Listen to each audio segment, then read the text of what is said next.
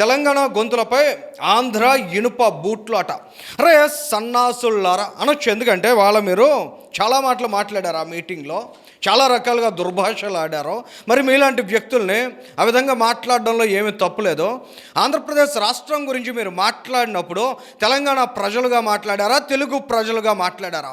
తెలుగు రాష్ట్రాలకు సంబంధించినటువంటి ప్రజలుగా మీరు స్పందించినట్లయితే, తెలుగు రాష్ట్రాలకు చెందిన తెలుగు మాట్లాడే మేధావులుగా స్పందించినట్లయితే, తెలుగు భావ స్వేచ్ఛపై ఇనుప బూట్లు అనాల్సింది మీరు ఆ రకమైనటువంటి ఎక్స్ప్రెషన్ ఇవ్వాల్సింది. ఇవాళ మీకు తెలంగాణ గుర్తొచ్చిందా?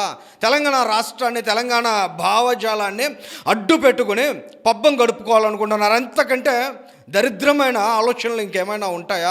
ఎవరెవరైతే ఇందులో పార్టిసిపేట్ చేశారో కాస్త ఇంగితంతో ఆలోచించాలి కదా. ఇవాళ ఆంధ్రప్రదేశ్ రాష్ట్రానికి సంబంధించినటువంటి ఇష్యూస్ మీద మనం మాట్లాడుతున్నాం, అక్కడి రాజకీయ పరిస్థితుల మీద మాట్లాడుతున్నాం.